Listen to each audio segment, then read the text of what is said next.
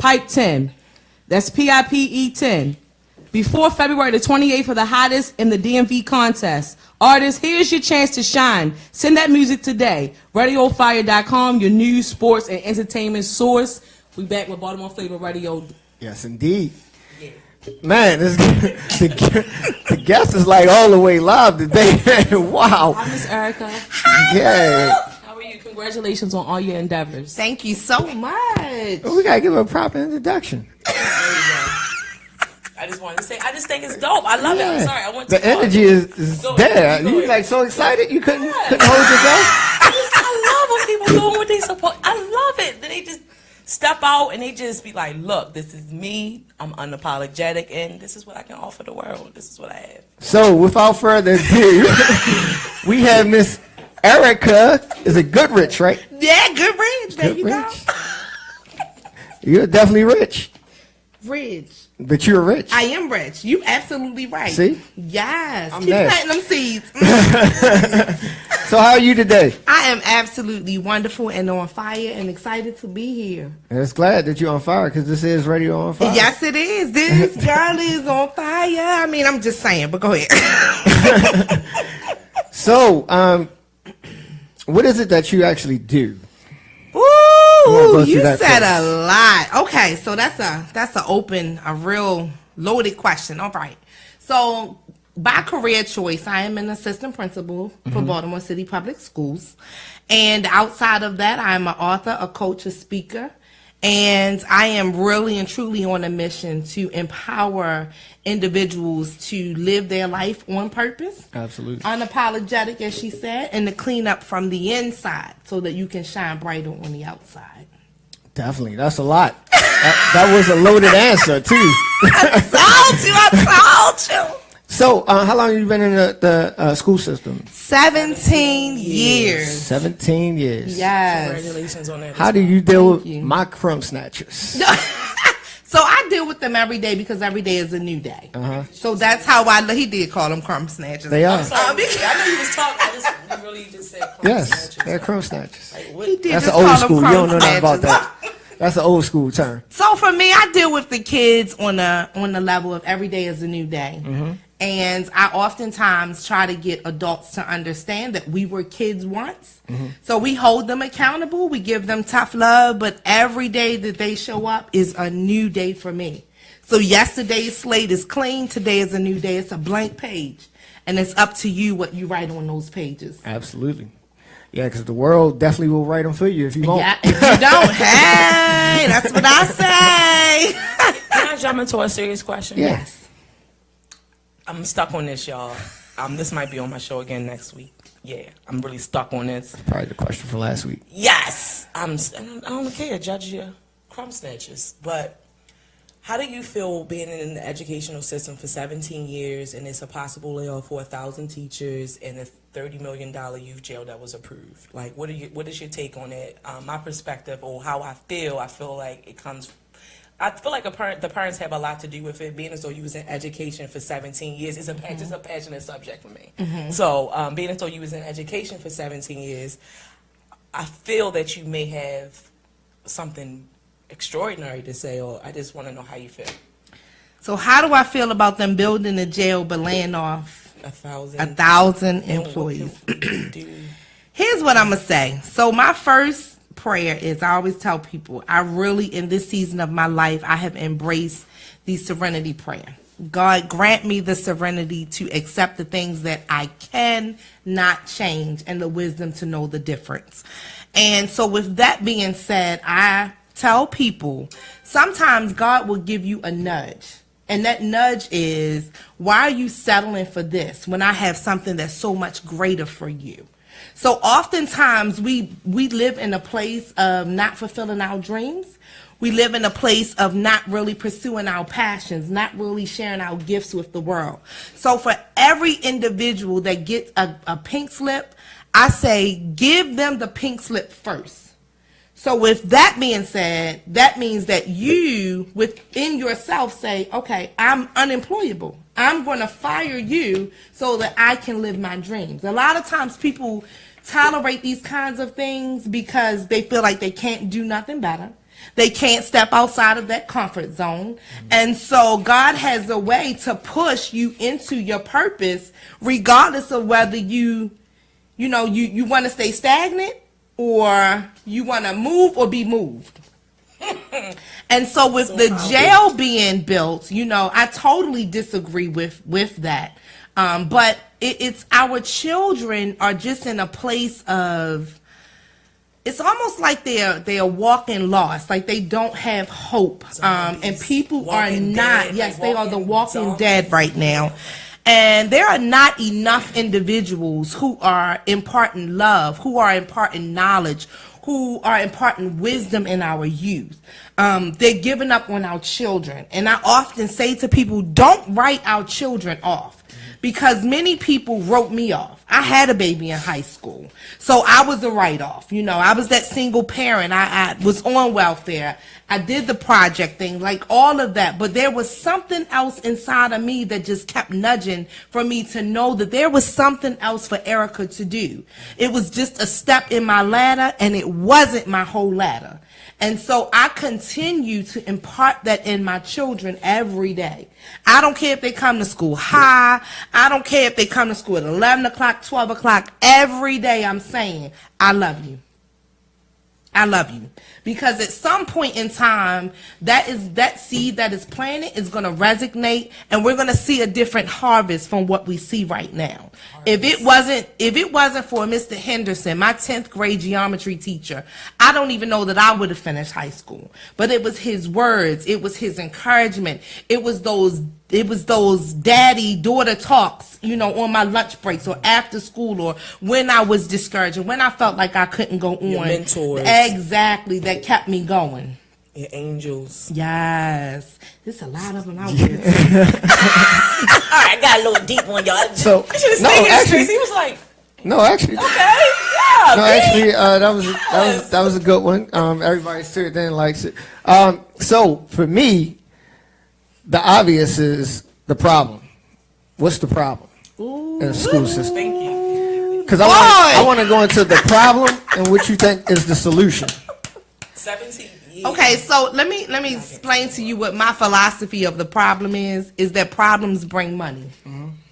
Okay? And so it doesn't take rocket science for us to do what's right for our children.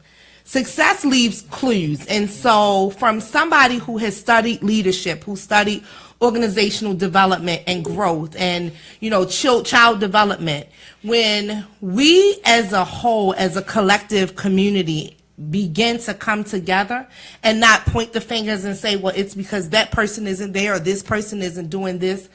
What is not inspected, what's not inspected will oftentimes go without accountability. So a lot of times when you bring these systems of accountability into place and the veils start coming off and you see all the stuff that's wrong, it's like, wow, who do we point the finger at? So I don't think it's a matter of blame game. I think it's a matter of us coming together to say, here's the problem and here's how we fix it. We have several districts around us that's surrounding us that are doing it correctly. They're doing it right. They have the right systems in place. They have the correct structures in place. They don't have all this extra, no whole lot of hoopla. I get tired of people saying what my children cannot do. My children are very capable, but it's people's expectations of them that cause our children not to be successful in so many areas of their life. You have the kids, look at the children from 9/11.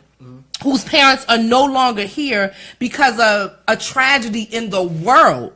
Do we make excuses for them and say, oh, well, their parents aren't here, so they'll never amount to anything? Absolutely not. But what has happened is they have resources that are filtered into their life. Right. So we have to begin to come together and get the resources back. I remember when I was in elementary school, how I would leave Northwood and go around the corner to the rec. We had skating in our rec. We had basketball in our rec. You understand? And these are the things that they have taken from our children. But as long as we go quiet and think that we don't have a voice and think that we can't make a difference, the foolishness will continue to fester. But we've got to stand We've got to begin to be the Moses. We've got to begin to be advocates for what needs to happen. And that means advocates from the point of who we are electing to sit in the seats. And then we need to check who we elect. Definitely. So they can't keep going unchecked. We can't keep thinking that people are doing what it is that we expect them to do or what they are positioned to do, because that's not the case. In so many arenas, it's not the case. So we've got to get the courage. People have lost their voice, and they're walking around muted in their life. Grow. You know, you got to take that voice back. Grow is your mindset. Lead your life. Are you talking about my motto? Grow your mindset, lead your life, succeed in everything. That's my motto. Because up here, when you get it in here, it's nothing they can do with you. Which is why they continue to take the libraries away. Which is why they take the books away from our children. Right. Because I had a conversation with one of my students about 2 weeks ago. And I was like, boy, what are you doing? What's going on? You know, he's like, what you mean? I said, you already know what I mean. You're distracted. You're off course. And so I said, I'm going to get you some good books to read. I'm going to get you Think and Grow Rich. You know what he said? What did he say? I already read that. I said, see, this is what I'm talking about.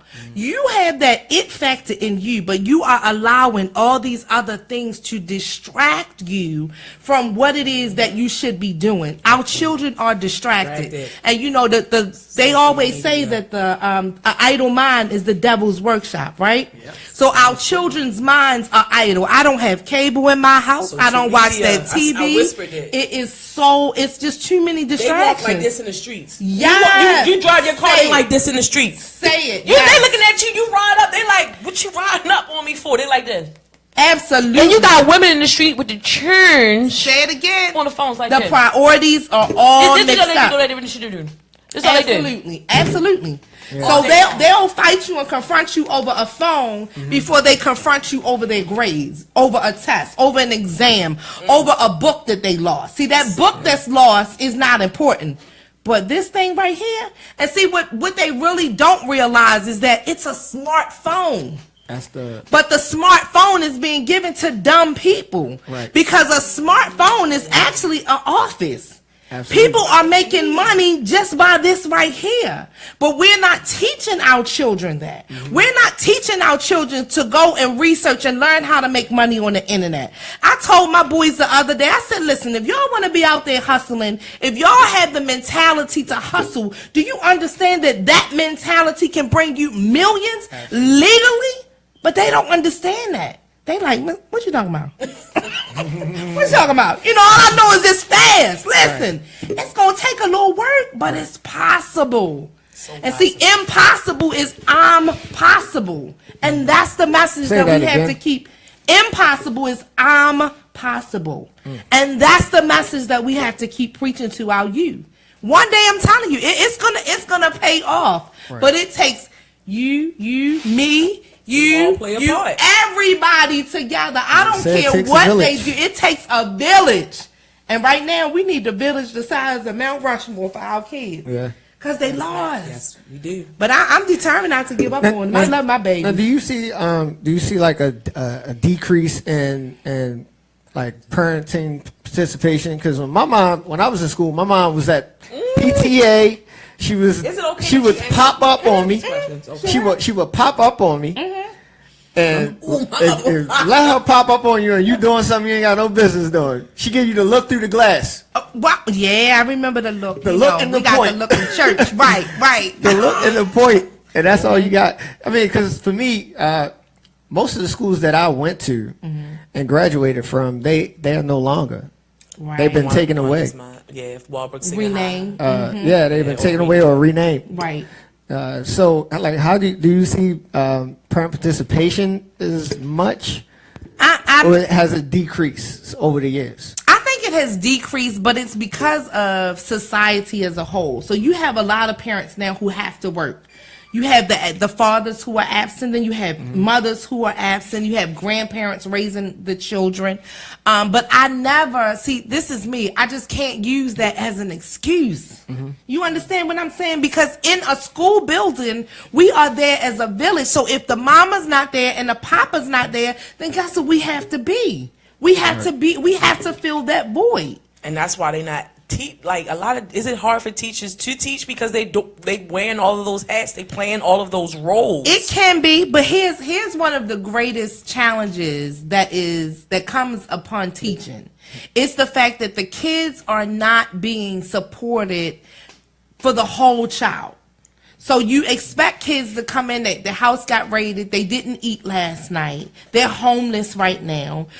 So it's all these other factors that are not being addressed, but yet we expect them every day to come, to sit, to listen to, what you have to teach them about the curriculum. You're trying to educate them, and in their minds, they feel like you don't even care about them. I believe in that saying that says, people will never care about how much you know until they know how much you care. They don't care about your knowledge. They don't care about your curriculum.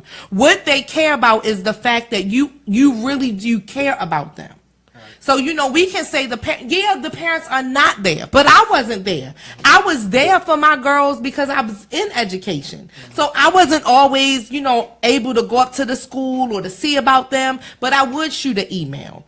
Back to school night, I would be there, but to just pop up, I couldn't because I was in the classroom taking care of other people's children. But I found my time with my babies, in the weekends or other times, right? You have to find that balance, but there are so many children who don't have that, who they just don't have it. I'm so just. How do y'all both feel about? I was watching the news this morning. They said there's a large rate of homeless kids out there. I saw that today. Teenagers. That breaks my heart, first of all. I want to piggyback off of the resources. And there's resources around. I think when you don't know, you don't know. Mm-hmm. And I think people, when I was coming up in school, all they beat over their head was resources. Utilize your resources. Right. When I graduated from Coppin State University, CSU, I know we got another HBCU in the building. Morgan State University. So I always got to take time to... But... they beat it over your head, resources. And like you said, my mom worked too. Right. But I wanted it for myself. Absolutely. You know what I'm saying? It's like you homeless, but it's so many programs for us that we don't take advantage of. I think a lot, me personally, I think there's a lot of programs, but we're not educated to know those programs. We don't know. Absolutely. Because they don't teach these things in school. They don't. There are scholarships available. I remember taking an SAT test. Oh, we're not going to talk about the SAT. And I went to take it to one of my teachers so that she can help me with it. And she was like, this is trigonometry. We don't even teach this in school. Well, let me tell you about the SAT. The first time I took it, it said, Erica is dumb. Please place a do not admit sign across her forehead. I took it a couple times. Because I just played with it. I didn't take it seriously. Yeah. But then when I really got myself buckled down, they offered the SAT on campus at Fayetteville State when I went. Mm-hmm. And so I took it again and I passed enough to get in. But these are the things that our kids just don't, they don't think about. And I can so relate to them because that was SAT me. 4 times. That's what I was over here whispering. Right. Well, the crazy, I took it 4 times. The crazy thing is they never told you that some of those questions you don't even have to answer. Right. And your score will go up. 4 times. Right. I'm in there answering everything I gotta know this answer. It's wrong. It just made me look bad, to be honest. It made me look bad the first time I took it. The second time I did all right.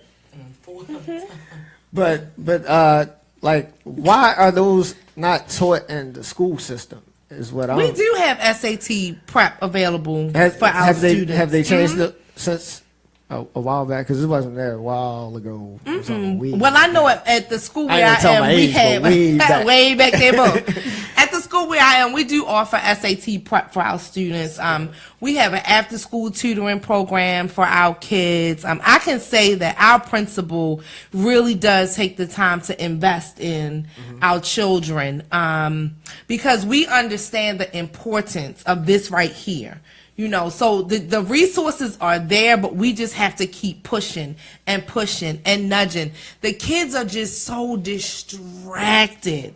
And their peers are more important to them than us in that building. You know, if the homeboys say, yo, come on, it's time to roll, guess what they're going to do? Find a side door. They going out the side door because it's time to roll. Do you chain the door like Oh, Mr. no, Clark? sir. Listen, check this out.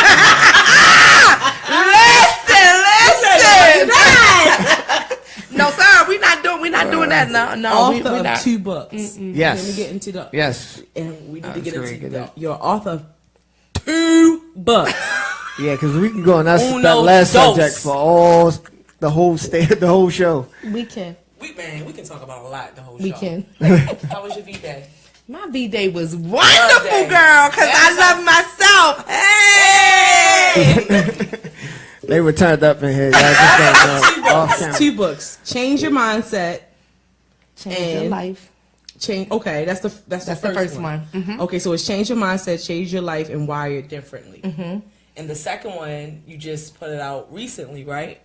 And yes, yep. Wire Differently is my second book. Okay, Wire Differently. So, Wire Differently came from a space of. So there was a point in time when I was married, right? I love her. And I just had to, you know, we was having this discussion one day, and I was sitting at my desk inside the house, and I just kept being told over and over and over again, like how to think. What to think, what to say, like you didn't ask this question or you didn't do it this way. And you know, I literally sat at the desk that night and said, you know what, I am wired differently. So I had to put that in the book. You understand? Like I was like, wait a minute. Here's where I started taking the unmute. Yeah. I had to unmute my mind. Like I'm not even thinking for myself. Like, are you serious? Mm-hmm. I'm not gonna think like you. I'm not gonna ask the questions like you. Why? Because I'm wired differently. And it was a point in time in my life where people would make me feel so bad about my energy. Mm-hmm. But at that point, Erica didn't know who Erica was. I didn't understand who I was. But I still would come in and be like, hey, good morning. They'd be like, girl, what's wrong with you? And so for a little while, I was like, dang, well, what is wrong with me, right? Oh, and then one morning, right? One morning I said, what's wrong with me? Wait a minute, hold up. Pump these brakes.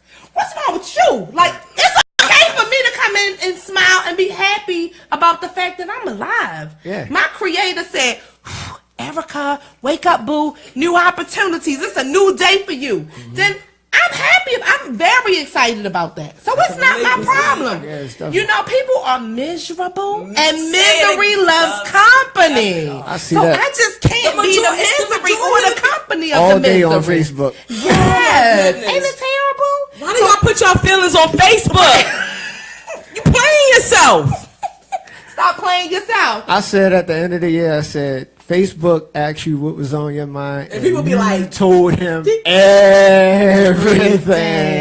Everything. How can we get no. you 2 books? I want one. I want both. I got you. Yes. How can we get you? Actually, I just put in an order a couple weeks ago because I'll be speaking at a conference, the SOAR Women's Empowerment Summit in Milwaukee next weekend. So I'll be there from the 23rd to the 25th, and so I'll make sure that you guys get them when they arrive. Definitely need it. I would definitely read them. Thank you.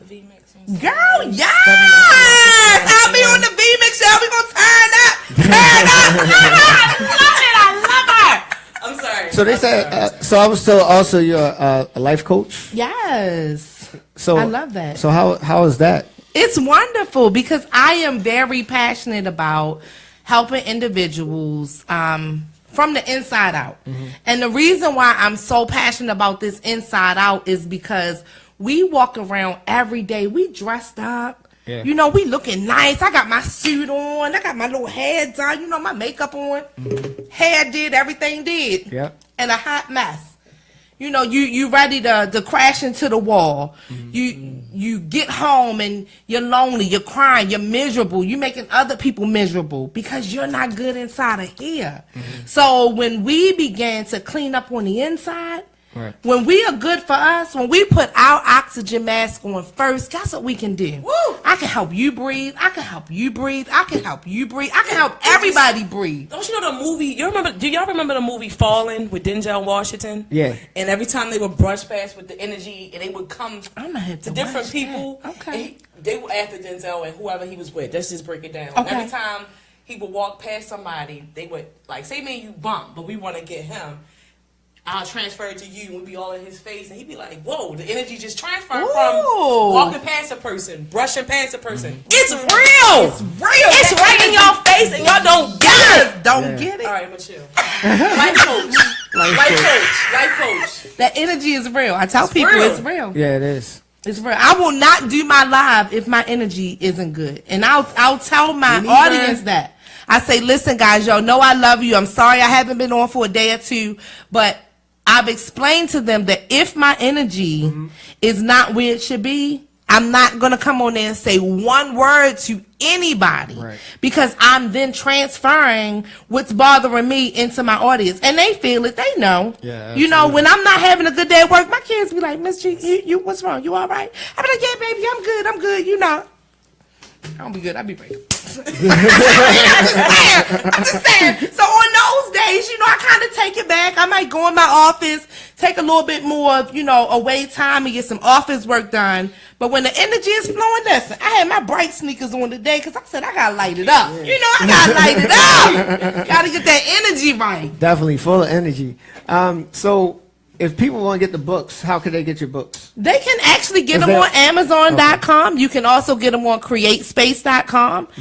So I am in the process of launching Erica Goodridge Inspires. That is in the works. And as soon as my web designer is finished, they will be able to purchase the books on Erica Goodridge Inspires. Yeah, thank you, guys.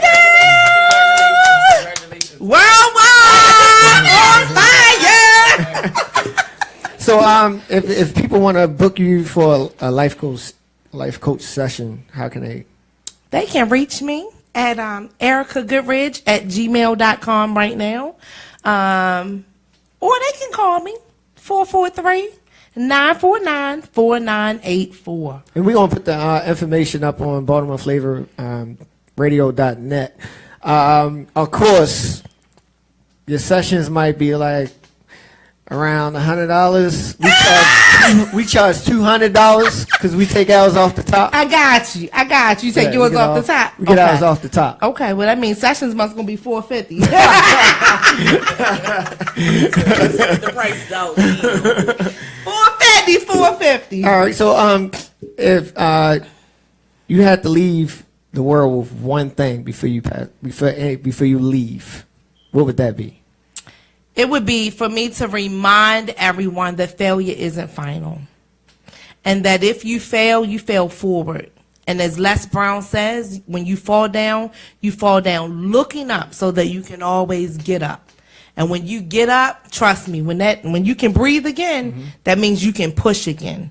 That means that you can continue to strive and grow and be the person that God has called you to be. It's all a part of the process. Absolutely. Just withstand the process. Ooh, how do you mean? We gotta have her on the show more. We gotta have her. I be calling my friends like, they be like, D, I'm at work.